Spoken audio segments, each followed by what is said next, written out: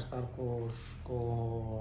pick-ups, van estar trasladando a palla, trasladando os voluntarios, temos que trasladar a zona de actuación. Nos, por exemplo, a nosa zona que xa comentou Froilán é aí arriba na zona de Forcadela, porque Forcadela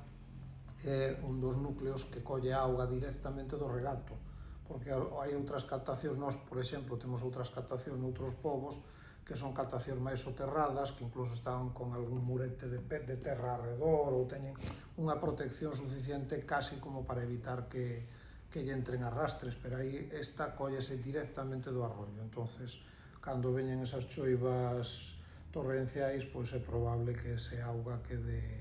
incluso coas actuacións que se poidan levar a cabo, a parte da protección civil, pois a policía local, os operarios do Concello que tamén xa estuveron traballando onte